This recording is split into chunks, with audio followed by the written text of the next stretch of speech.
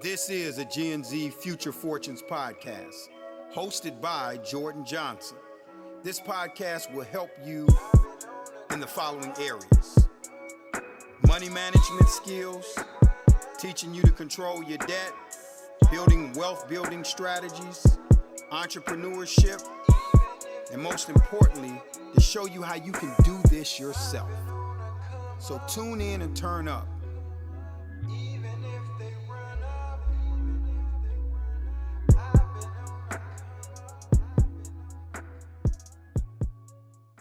My high school years were consumed by football practice, workouts, and training. From 2010 to 2012, I attended over 50 college camps across the country. I've been to schools such as USC, UCLA, Georgia, North Carolina, Ohio State, Penn State, and more. And about 90% of these camps, my dad stood on the sideline and coached me up and watched me perform. Welcome back to another episode of Gen Z Future Fortunes podcast. Today I have Denise Robinson with me. I'm going to let her introduce herself. Hi, I'm Denise Robinson, and I am the Community Development Officer at CHN Housing Capital. And I've been in the mortgage lending business for 33 years. 33 years in mortgage lending. We're going to get started with the questions. All right. Okay. So as a young person in high school or college, what are some steps that you feel can be taken towards home ownership? Wow, that's a loaded question. First of all, you need to have a job. So one of the first things is to secure a full-time job to show that you have the ability to repay the loan. That's the first thing. Then a lender is looking for at least 2 years of continuous income. So if you work at one place for maybe a year and a half and then you go to another place, as long as you didn't have a big break in between, then that's considered continuous income. You don't have to be at the same place. You just have to be working continuously for a 2-year period. And if you graduate from college, if you go to college and you get a degree, your degree can be used as part of that 2-year history. So that's a good thing in college. Especially for students. Yes, yeah. The second thing would be to open a checking and a savings account. You want to have a savings account to start saving money, because buying a house, you're still going to need a down payment and closing costs. So you want to start saving money. It's good to have a checking account too, so that you can have a record of your expenditures. They may ask you how you pay your rent, have you paid your rent on time. So if you have a checking account and you pay your rent with a check, then you can get a copy of your checking account. And when I say check, it doesn't necessarily mean have to be a check. I'm old school, so I'm thinking of a check, but it could be a debit card. But just to have a record of your expenditures is good, not only just to have that record, but to see where you're spending your money, to be able to go back and evaluate and see where you're spending your money. I'm sorry not to interrupt, but for people that don't know, can you explain what an expenditure is? An expenditure is bills, what your bills are, what bills you have. So like expenses. Expenses, yep. What your expenses are, your rent, your utilities, what things do you pay each month, your cell phone bill, those are expenditures. Okay. The third thing would be to apply for a credit card. Sometimes you can get a credit card, you can just get a credit card. Sometimes you can't. But getting a credit card is a serious step, because once you pull that trigger to get a credit card, then you start getting a credit record, and they start scoring you. And I know you hear a lot about credit scores. Credit scores are everything. You have to have a certain credit score to do anything these days. They'll look at your credit to get a job. They look at your credit for insurance. So you want to get a credit card, even if you have to get a secured credit card. Are you going to ask me what's a secured credit card? I've done a lot of my homework on my own, so I already know the basics of credit for the most part. That was something I was big on when I was approaching 18. That was something that I wanted to make sure that I got like I hopped on as soon as possible. I wanted to get my credit card as soon as possible. Mhm. So I currently have 2 cards. So I'm working on my credit now. Doing pretty good. It's really not hard if you know what you're doing. You just got to know how to balance it, and you got to understand that credit is not money that you can just freely spend. You have to make sure that you have the money to pay it back before. That's how I see it. I make sure I have the money to pay my card off before I even spend it. So I kind of use it as an extension of my debit card. Like I'll swipe my credit card with my debit card just to pay it off, so that I can get, like you say, that credit history and just build. Establish that history. Absolutely. A lender is going to look for at least a 12-month history. So, and they're probably going to want to see at least 2 or 3 trade lines. It's a good idea to not, if you have a credit limit, to only use up to 40%. 40? I heard 30 was kind of high. 30, I say 40. I mean, 40, that's not going to hurt you. But some people have a $500. What I see a lot of is people have a $500 credit score, and then I pull their credit and they owe $498, and then they wonder why their score is below 600. That's one of the biggest factors that impacts, is aside from being late and paying the credit card on time, is usage. How much usage? If you're in high school and you're thinking about how to prepare for home ownership, a good idea is to join Junior Achievement of Greater Cleveland. Have you heard of them? I have. Junior Achievement is a great organization that offers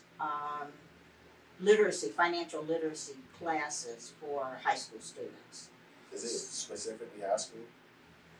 No, Okay. no, but Junior Achievement is for high school, but there are other people that offer financial literacy courses.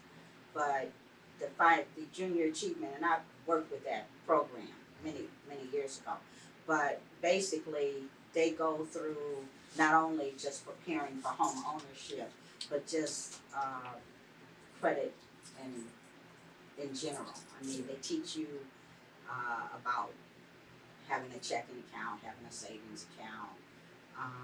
I mean, a lot of kids get out of school and they don't even understand that when they get a job, that they think, okay, I'm going to make $15 an hour, and they think, or $10 an hour, whatever it is, and they don't understand that you're not getting all of that money.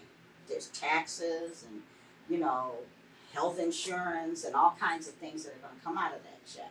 So participating in the financial literacy class is going to help you to understand a lot of the things that are going to help you be financially successful. So then once you've done that and you're on your way, you've saved your money, you have your 2-year work history, and you're ready to purchase, then I suggest that you find a good 8-hour homebuyer education class, HUD approved. Most of the programs, most of the financial programs or the supported programs for first-time buyers require that you take a course. And we offer a course at CHN Housing Partners, which is our parent company. We offer a free homebuyer education course. So I strongly encourage people who come to see me, take that class. I actually think that's a good step, because that's actually something that I've never heard before, like suggesting that people take a class before they go to purchase a home. Because it's easy to just think like, yeah, I want to just wake up and go buy a house today. I'm sure it doesn't work like that. I'm sure it's a lot of stuff that happens behind the scenes that you have to be prepared for, that you have to be ready for. So I actually like the idea of taking a class before you go buy a house, because you want to have knowledge about what you're doing. You want to be well versed in home buying, and you want to have an idea as to what you're doing. You don't want to just go out and spend your money, because your house, that's most likely, more likely than not, that's your biggest investment that you're ever going to make in your life. That, a car, maybe college, but a house, that's definitely one of the biggest investments that you're making. So with that being said, if you're putting a lot of money into something, I'm sure you want to know what you're doing, where your money is going, how it's affected. So I actually like that step. Yep, there's also a course that you can take if you don't want to take like our courses, our financial literacy classes, 4 classes, 2 hours each, once a week. So it takes 4 weeks to complete the course. I said it's free. Right now they're doing it on Zoom, so that's good. When the Zoom classes in, you'll have to go in for the classes. And if that doesn't work for you, then there's another class called Frameworks. It's a online class that you can take. And you just have to pay. You have to pay $75. It's not free, but just like you study for your license, it'll give you information.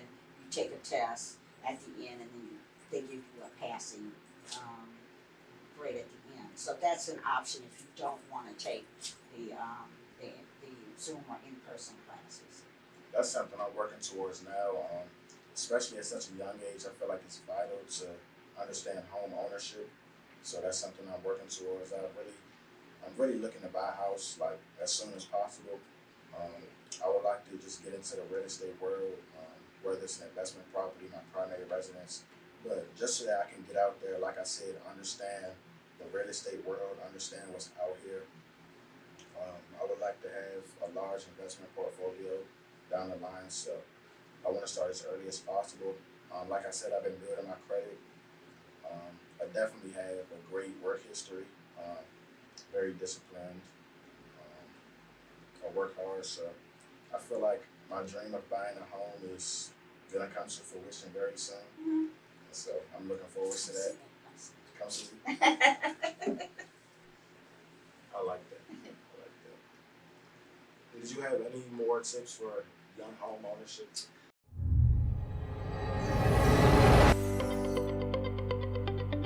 Follow us on Equity Movement 247 on all the social media outlets, Twitter, Facebook, LinkedIn, and Instagram.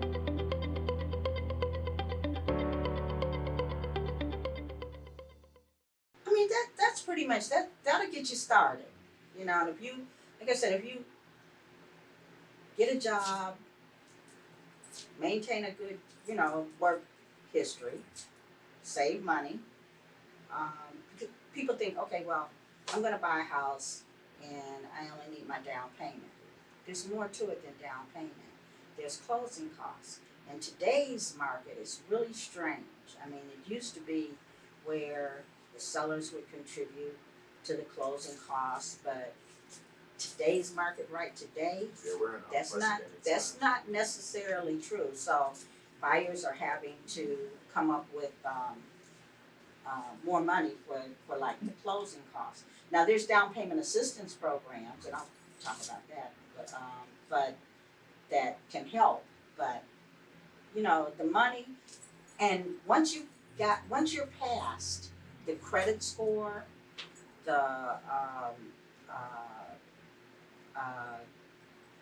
length of time on your job, once you're past that, the most important thing that we're going to be looking at is your money. Is where did your money come from? How long have you had it? Do you have large deposits? There's a lot to it. So you can't just walk in and say, okay, I've got my $2,000, and then I look at your last 2 months statements and you had $2 and now you've got, $5,000. I'm going to need to know where that $5,000 came from. I'm going to need to know. So, saving money so that you don't have to go through, because then that gets to be very frustrating when you're in the loan process. You have me calling you saying, okay, where it came from. You're sitting back thinking, why is she asking me this? But it's a bank regulation. So, and the bank isn't just making up these guidelines. We're mandated as to what we have to look for. So. All right, moving on. Okay. How old were you when you bought your first house? Oh my. Okay, I was either 24 or 26. 24, 26. 24. Why not 25? I could have been 25. It could have been 20, somewhere in that age range. And it was an experience. It was an experience, and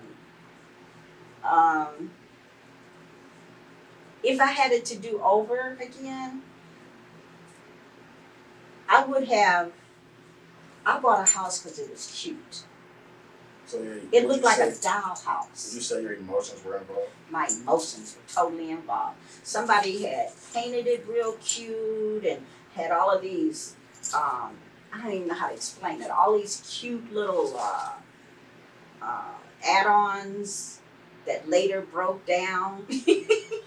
You know, so instead of looking for functionality, you know, I saw this really cute house, and it only had a 1-car garage, which I don't even know what made me do this. The house was cute. That was it.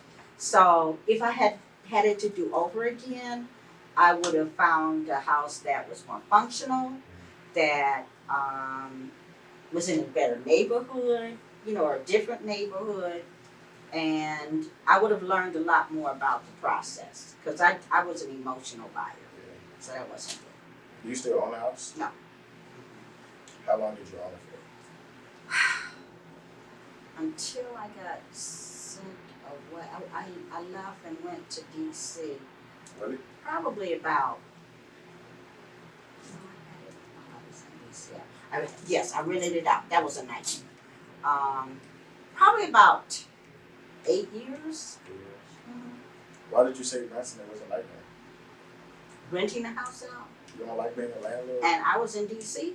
Oh, you had a property in DC that you were renting? My house was here in Cleveland, and my you job were in sent DC. me to DC. So, no, that was not good. That wasn't a good experience at all. It's actually funny that you mentioned that you were living in DC, because I'm actually from Maryland. Okay. So here in Maryland, that's why it kind of piqued my interest. Okay. What is the minimum age to get a mortgage loan? 18. 18.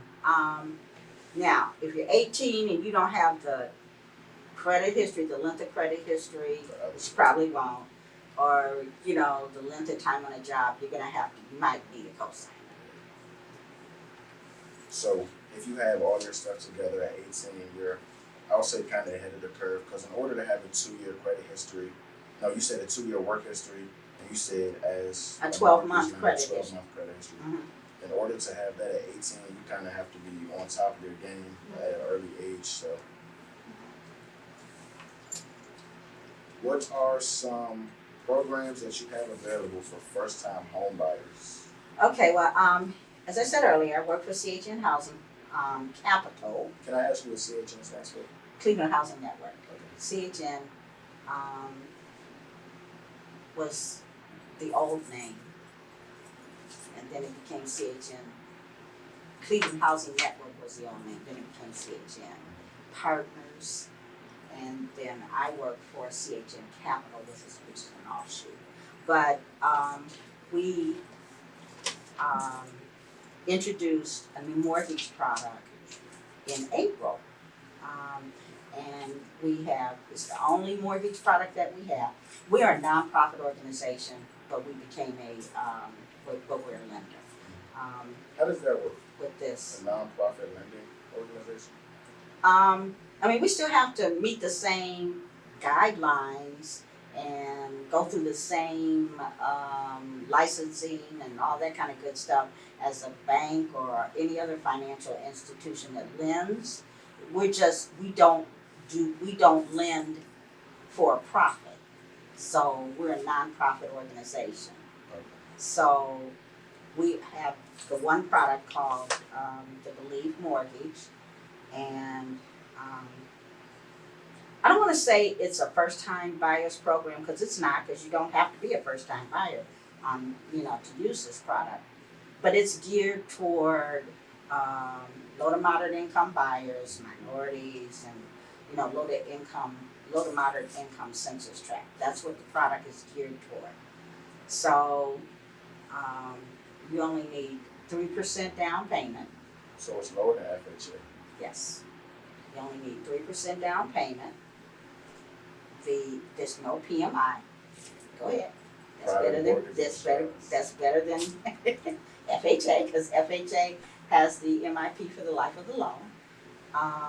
So yeah, there's no PMI.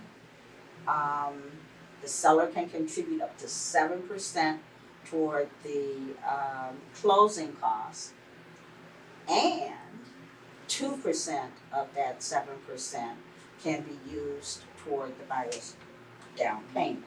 So if that buyer comes and they're really low on cash, they can really get in with 1%. 1% of the purchase price. If the seller contributes too.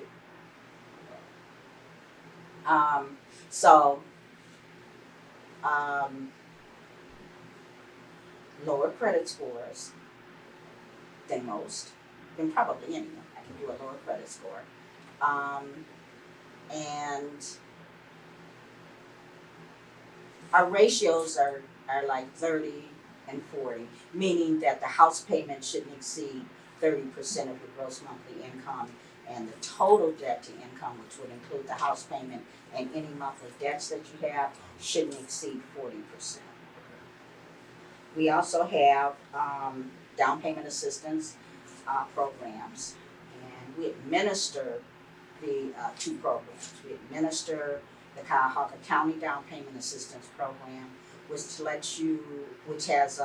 a 10% down payment up to $14,155, if I remember correctly.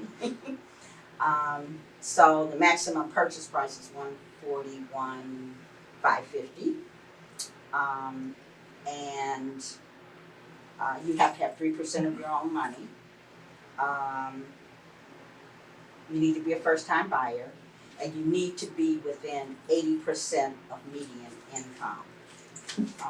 And this is for the down payment assistance? This is for the down payment assistance program. That's not available in all county communities. It is not available in Cleveland, East Cleveland, Euclid, Lakewood, and Cleveland Heights, I think. That's because those areas have their own programs. So the county wants to utilize the money for communities that don't have their own any type of down payment assistance programs. So we administer that program for the county. We also administer let me get this right, Mayor's Transformation Initiative. There's an N in there somewhere. Anyway, it's $20,000 down payment assistance program. I forgot what it is. But it's a $20,000 down payment assistance. There's no specifically for the Glenville Circle North area, for new construction or a total rehab, and they have to be approved developer and builders.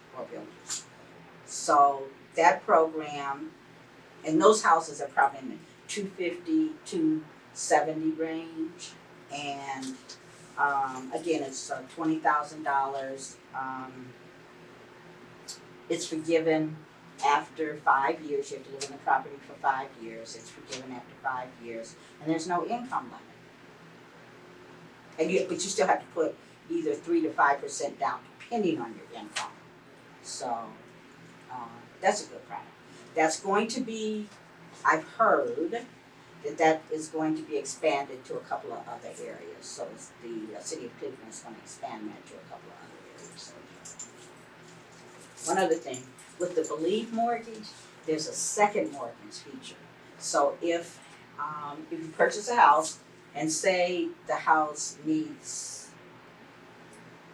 a roof, and the seller is not able to not able to put the new roof on, and you negotiate your price based on the fact that it needs a new roof, you can get a second mortgage tagged on to your Believe mortgage for up to $8,000 for safety and soundness kind of issues. Or you can't say, well, I want to remodel the kitchen, or I want to remodel the bathroom. It has to be for things that could affect the savings. Overall health of the house. Mm-hmm. Yeah. Gotcha. So I think that's a 5-year loan. During your tenure as a loan officer, or can you just speak on or like elaborate, what are your experiences as far as offering loans to people between the ages of like, I'll say 18 to 24?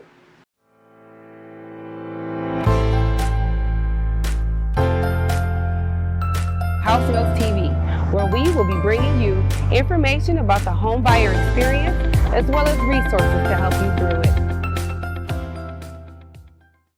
So let me just say this: you're the exception. Exception in what regard? Yeah, I can tell that you're the exception.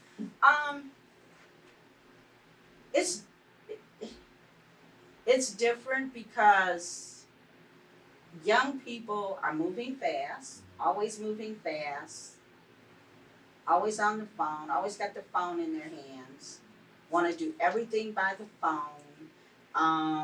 They want to take shortcuts through the process, and they're kind of impatient sometimes. I would say And more than kind of. yeah, And that's speaking from personal experience. right. I'm trying to be like kind here, but and they just don't understand when I tell them you can't just take a screenshot of something and send it to me.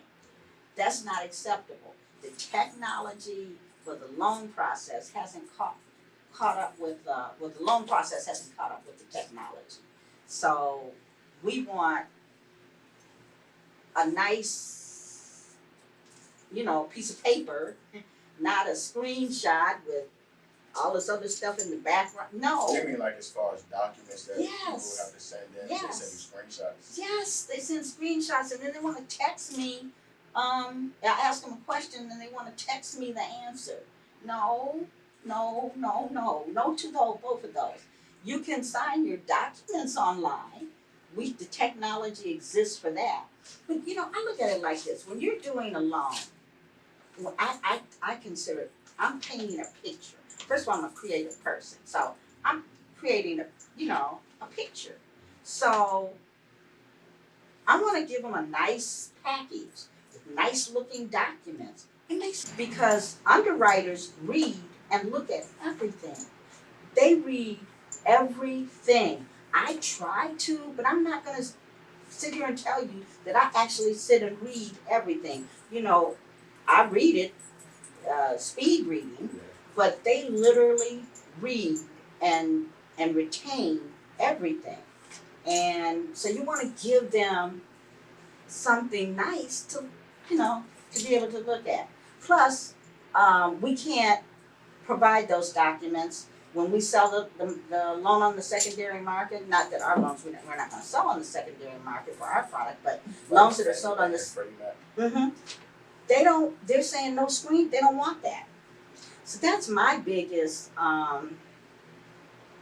lenders need for documents to be verified and authenticated, and just using the phone and moving fast. And I had one customer, and I'm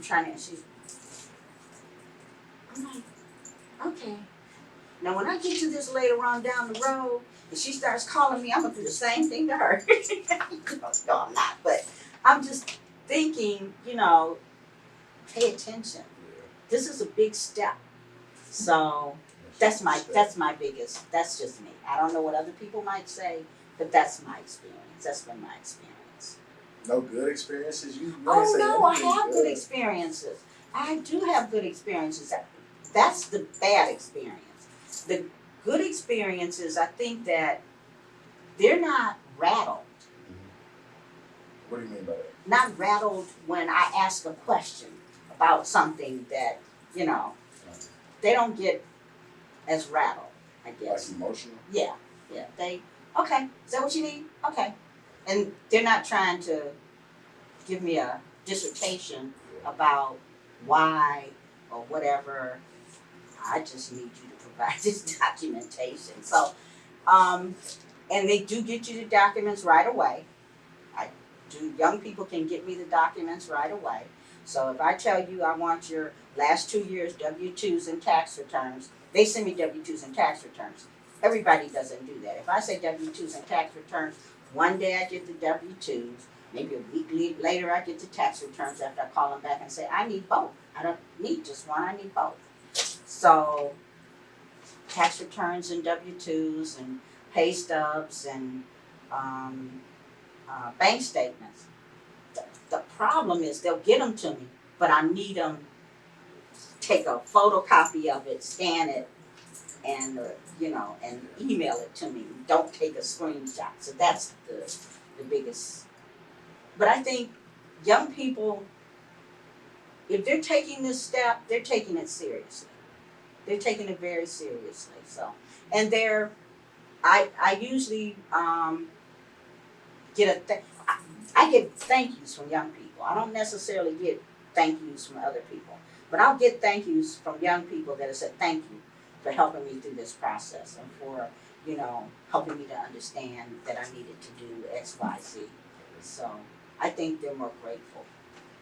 I feel like you're serving a great role. Kind of is like a bridge between not even just for young people, but just people in home ownership. Kind of like the American dream. You're allowing people to, like I said, make their biggest investment, which is buying a home. Mm-hmm. And I feel like you do more than that. I'm sure. Help people. Do you feel like you do more than just help people buy homes? Yes, I do. I think that I help them, just to prepare for the future. It's just a big step. So it's not like being in a living in an apartment. Okay, so you need to prepare for things that might go wrong. So yeah, I think I do a lot more than just push paper. I feel like that's try to build confidence, to help them to understand that it's a big step, it's an important step. You don't want to make any mistakes if possible. If you do have a problem, this is what you do. So yeah, a lot more. Let's see. What separates CHN Capital from other lenders? Okay. But now we know you're going to be biased. But so, first of all, it's CHN Housing Capital. It's the full name. CHN Housing Capital. CHN Housing Capital. And we're the lending arm of CHN Housing Partners, which has been in the community for 40 years, working on homeownership and housing stability. And is that in the Cleveland area? Yeah, we're located in the at 2999 Payne in the Asian Building. That's where we're located. And CHN Housing Partners has probably, I don't want to understate this, but probably about 200 employees, and we do many other things than just mortgage lending. Mortgage lending is the new baby. But I was telling somebody the other day that when I first started there and I got off with the elevator, and there was a big sign, it was in the lobby, and there was a big sign, and it said, there's power in a permanent address. And that stuck with me. That really stuck with me. That just resonated with me now. I'm sorry, I didn't mean to cut you off, but you said there's power in a permanent address. Being somebody, I've moved around a lot in the past few years. Like, I think I've moved about, I'll say, 3 or 4 times in the past 2 years, 3 years. So I definitely believe that there's power in a permanent address. I just want to, like I said, I'm looking to buy my first home within the next few years. So I just want to be able to have a place that I can call my own, decorate however I want. I don't have to worry about somebody telling me that I can't do something in my house. That's something I'm looking forward to, just having a permanent address, like you said, and just being able to enjoy owning the home. That's something I'm looking forward to. But I'm sorry, I didn't mean to. Oh, no. That's fine. That's fine. we're a nonprofit, and our stakeholders are members of the community. So that's what we do. We want to take care of the community, not only with lending, mortgage lending, but we have rental assistance programs. We have home repair programs. We have. There's just go to our website, CHN Housing Partners, and Is that .com? look at all of the things that we do. I mean, we do so many things that I'm impressed. I'm impressed. I work there and I'm impressed because every day I learn about a new service that we provide. So it's our goal is to help individuals and families to be successful homeowners and not to make a profit. We just want to make sure that we're helping folks to meet their dreams. So that's what we do. We were founded to make homeownership attainable for those who don't think that they can own a home. And maybe that's what too motivates me, is helping people who are skeptical. Can I really do this? I don't really think they can do it. That's why I have them go through the class first. When they call me and they say, I want to buy a house, and I say, how much do you know?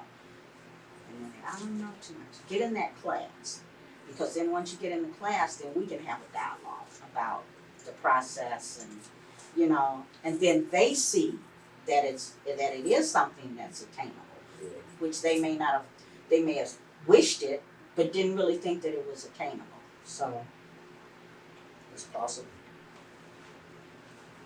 What is the goal in terms of home ownership? What would you say the goal of CHN Housing Capital is? Like, what kind of impact do you all want to have on the city of Cleveland as far as home ownership?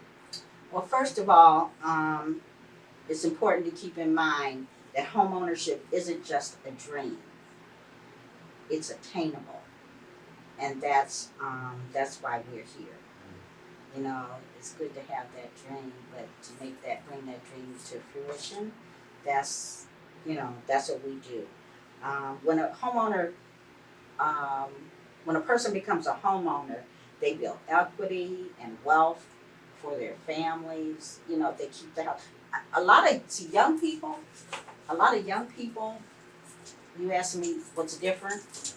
When they buy that house, that first house, they keep that house. They keep that house and rent it out and go buy another house. It's an accomplishment. Yep. So they're building their wealth. They're building their wealth. And when people purchase a home, they become more invested in the community, and that makes neighborhoods stronger. So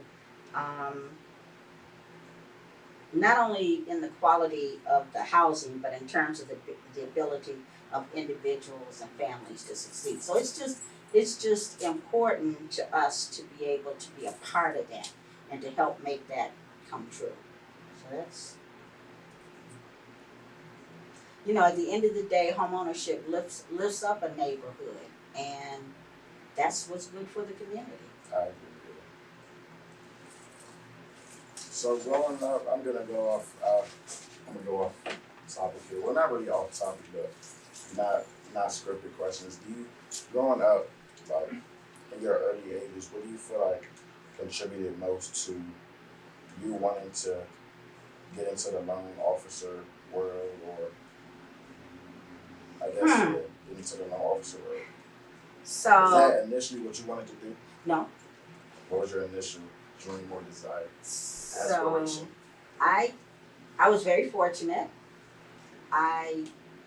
Not bragging, but I came from a very educated family. I'm probably the least educated. I have a 4-year degree, and that's it. But everybody else had. Anyway, What was so your degree in? journalism, advertising. Journalism and advertising? Journalism, advertising. So, and I had this big dream that I was going to go into the advertising business. I was just going to get out of school, go into the advertising business, and make all of this money. And when I went to apply for jobs at advertising agencies, I mean, I didn't grow up thinking about racism and, you know, all that kind of stuff. I just, hey, I got my degree, now I'm going to go out here and get. Everywhere I went, they said, we can hire you as a secretary. And I'm like, got a 4-year degree. I'm not going to be a secretary. So And overqualified. so my mother said, you got to find a job. We hope you enjoyed this podcast. This was produced by Equity Movement 247 to reach this incredible group of young individuals. Guess what, Gen Z? You're up next. So follow us at Gen Z Future Fortunes at Instagram, Facebook, LinkedIn, and Twitter. We want to hear from you.